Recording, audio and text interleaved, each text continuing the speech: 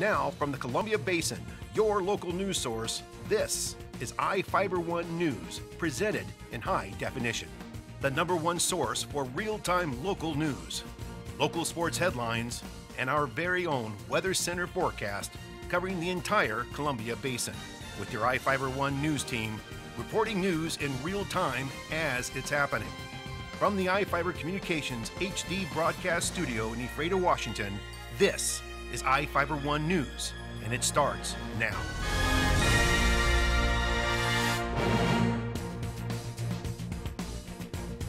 Welcome to iFiBER One News. I'm Cody Johnson with news from around the Columbia Basin for Thursday, December 20th. Tonight we report on a request for a new trial for David Nichols after he was convicted for the murder of Sage Monroe. And we hear about the 2013 budget adopted by Ephrata. We look at the arrest of 5 people in Moses Lake for selling heroin and a new phone scam asking for donations to the Amber Alert program. In sports, we have results from Gonzaga basketball, the Moses Lake High School drill team, and Ephrata High School basketball.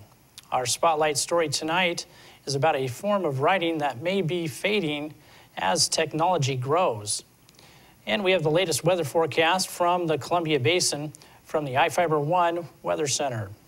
Our top story tonight, the sentencing of David Nichols for the murder of Ephrata's Sage Monroe has been postponed for a second time as the defense lawyers sought a new trial. The defense claims to have a new witness condemning Ian Libby as the possible killer.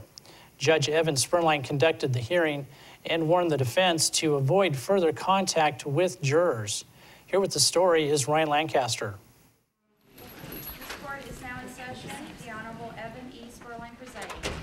The sentencing of David Nichols for the murder of Sage Monroe has again been postponed. Following a Grant County jury conviction of first-degree murder against Nichols in September, the 31-year-old Helena, Montana man was scheduled to be sentenced today. The hearing was originally scheduled for Monday, but defense attorneys Jacqueline Walsh and Mark Larrañaga were unable to drive from Seattle due to winter weather. But instead of sentencing today, Grant County Superior Court Judge Evan Spurline heard the attorney's motion for a new trial. Walsh presented evidence she says wasn't available during the trial. Potential new witnesses and witness testimony allegedly include statements showing Ian Libby, not Nichols, shot Monroe outside of his Ephrata home in December of 2009. One witness, referred to only as Witness A, reportedly told the defense team Libby tried to sell him a .45 caliber handgun, the same type of weapon the defense alleges was stolen from Monroe and used in his murder. Another witness reportedly said she overheard an alleged accomplice of Libby tell her son about the crime. Walsh also alleges misconduct on the part of several jurors in the trial, saying one woman made comments to other jurors about the case, including that she knew Sage Monroe personally. Another juror allegedly shared outside information in the case via her knowledge as a nurse. Deputy Prosecutor Tyson Hill responded to the motion by saying none of the new evidence is grounds enough for a new trial and doesn't concern whether the jury thought Nichols committed the murder. In the end, Spurline decided enough questions exist to warrant an evidentiary hearing for January 16. Jurors will be subpoenaed to discuss whether their verdict may have been swayed one way or another in light of new issues raised by the defense. Also discussed today was Spurline's order issued Monday that prohibits members of the defense or any of its agents from contacting jurors that served on the trial.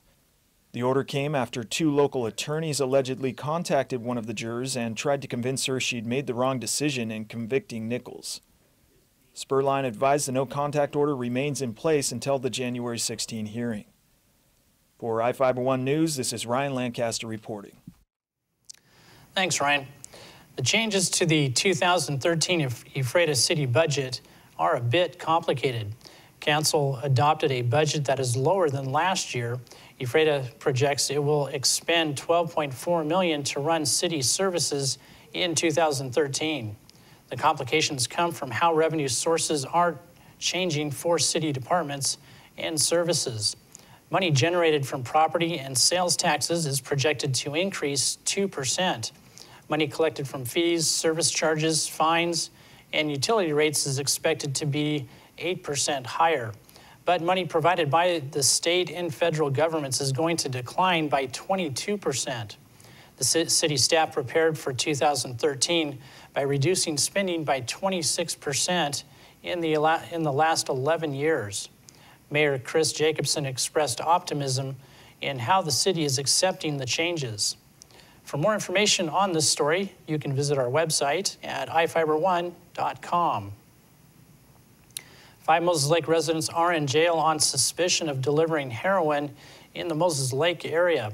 In response to a request for information by iFiBER1 News, the Grant County Sheriff's Office released information about a month-long interagency narcotics enforcement team investigation. With help from the Moses Lake Police, INET detectives bought heroin from several people and arrested them for the deliveries.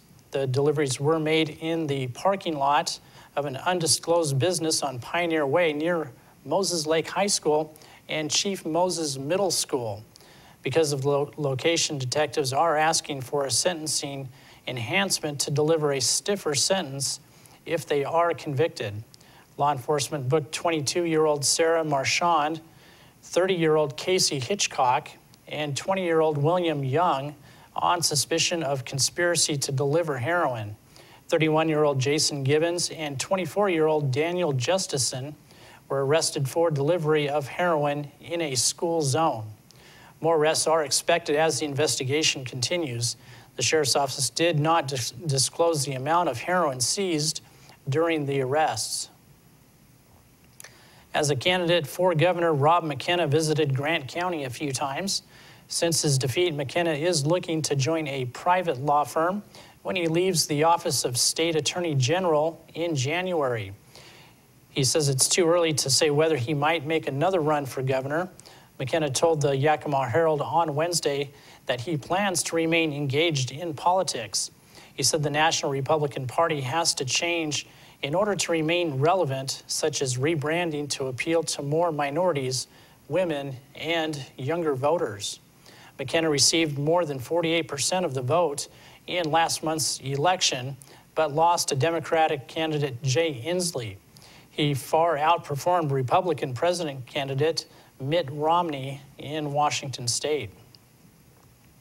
Washington State is taking part in the 2013 Teen Video Challenge.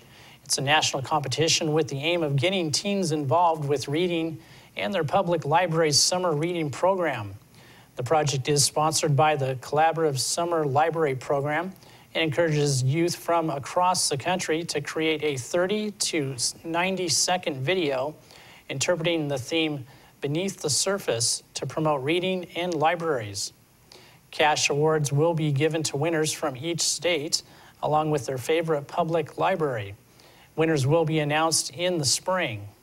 For details about the 2013 Teen Video Challenge, including how to enter, visit sos.wa.gov/quicklinks/teenvideo.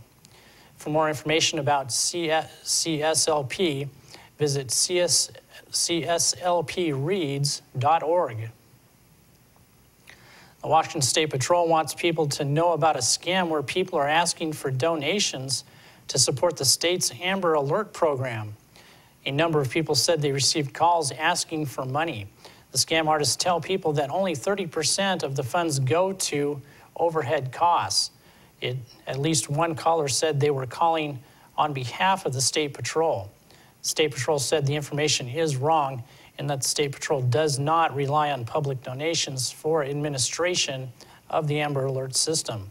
The State Patrol oversees the Amber Alert system, but most local agencies have their own plans, which are implemented when a child is abducted or goes missing under suspicious circumstances. The State Patrol said no law enforcement agencies are looking for donations for the Amber Alert system. They also said the National Center for Missing and Exploited Children and AmberAlert.com are not doing any fundraising either. Each of the people you see here have warrants for their arrest and are wanted by various law enforcement agencies. If you see any of these people, the DOC asks that you not attempt to detain or apprehend them, but to call police. You can also call the Department of Corrections at 509-764-6180 during the day or 509-762-1160 after 5 p.m. We'll be right back after these messages with the latest forecast for the Columbia Basin from the iFiBER One Weather Center.